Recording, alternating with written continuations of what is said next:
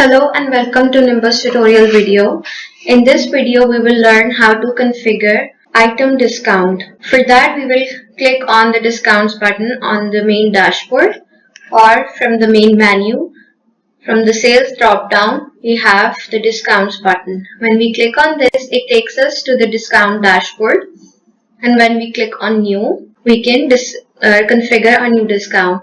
Here we are first been asked to define or give a name to our discount. Next, we are asked to configure a date range in which the discount will be applied. And then if we are running a multi-store, we can select one or more of the stores in which we want our discount to be applicable. Next, we are been asked to choose a type of discount in which this specific video is on discount on item and particularly about buy X get Y free discount. Then we click on next. Here, as the name of the discount suggests, the system wants us to define two groups of items. One is group X and one is group Y. So here it is asking me to give a quantity of X. I say the quantity is 2. And next I've been asked to select the items of group X, and I will choose fashion wear and move to next. From here I can remove or delete any of the items if I want, and then I will click on next.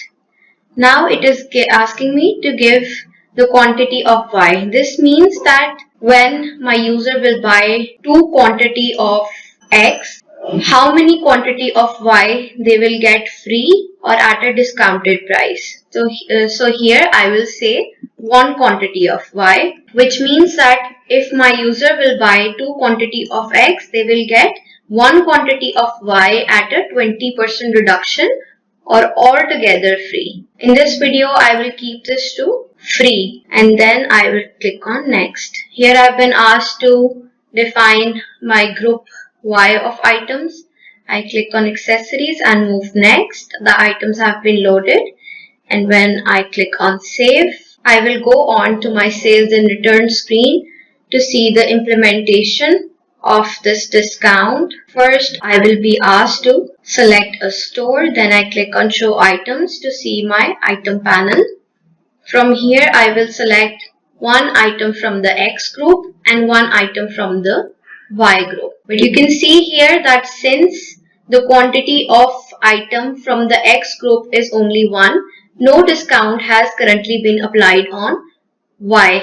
But as soon as I increase the quantity, here I can see that the item from the group Y has been reducted or been total to, its total is now 0, which means the discount has been applied.